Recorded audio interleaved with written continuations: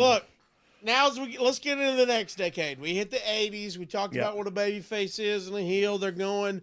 It's kind of clear defined. Yep. Now let's take 93 as example. Ooh. We got Bret Hart. We got Diesel. We got Randy Savage later on in the WCW. Shawn Michaels is a babyface. Yeah.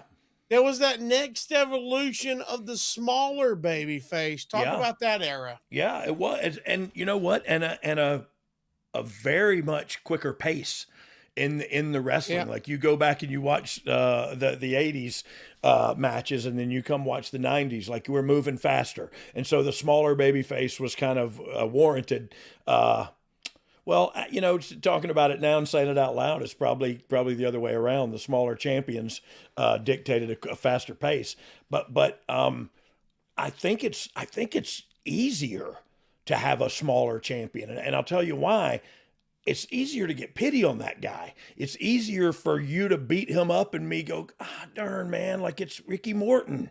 It's Ricky Morton for me. Like that's Shawn Michaels was in better shape and you know, you could argue whether he was better looking or not, but like he was a younger, in better shape, more flamboyant, I would say, than Ricky. But same kind of deal. Great worker, great bumper, great seller, great and really brings you in to that.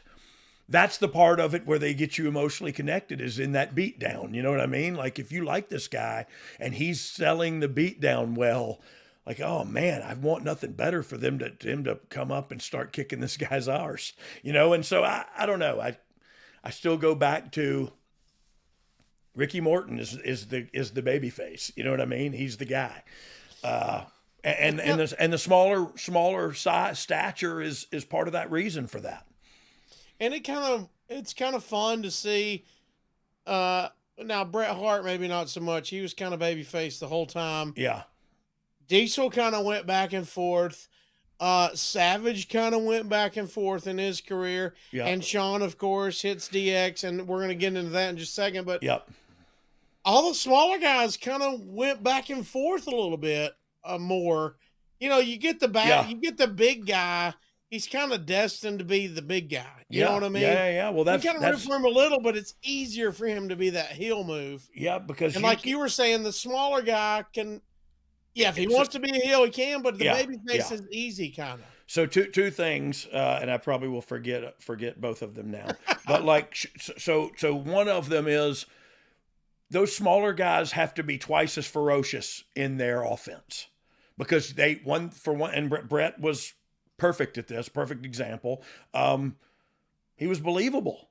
You know what I mean? Like when he started firing back on you, it was believable. And then he would get taken down, shot down somehow, and the heat would continue. But like they were scrappy and they were believable, and they had to be.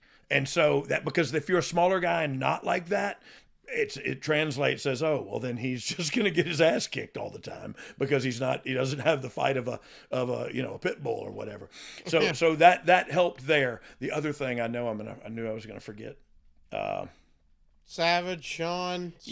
Switching back and forth. The big guy, you can't get sympathy on the big guy. He's a huge guy. For one thing, you hardly ever make him sell. You know what I mean? You got to do 10 times as much to him to get him down because he's the big oak. And so you don't get pity on Braun Strowman. You know what I mean? Like you may chop the tree down momentarily, but I don't really feel bad for him because he's huge. He's going to stand up in a minute and kill this guy. You know what I mean? So it's easier to believe that younger guy is going to get his arse kicked for the whole time, you know?